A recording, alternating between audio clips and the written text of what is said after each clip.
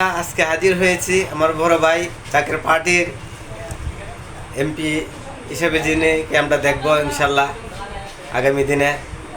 অত্যন্ত ভালো মনের মানুষ, পরোপকারী। ওনার কাছে আমরা যে কোনো সমস্যা, যে কোনো উপকার আমরা আসি, আমরা কোনো দিন খালি হাতে যেতে হয় না, অন্তত একটা ভালো পরামর্শ আমরা পাই।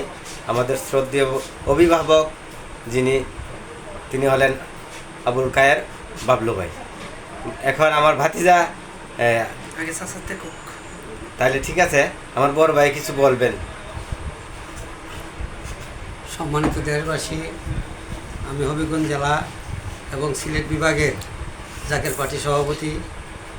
গত নির্বাচনে আমরা নির্বাচনে গেছিলাম প্রতিদ্বন্দ্বিতা করার জন্য, কিন্তু কোনো কারণবশত সারা বাংলাদেশে একযোগে আমরা প্রত্যাহার করি মনোনয়নপত্র। এবার যদি সুষ্ঠু নির্বাচনের পরিবেশ সৃষ্টি হয়, তাহলে আমরা জাকের পার্টির পক্ষ হইতে সারা বাংলাদেশে আবার গোলাপ ফুল মার্কায় নির্বাচন করবো ইনশাআল্লাহ। সবাইকে ধন্যবাদ। হ্যাঁ বলেন।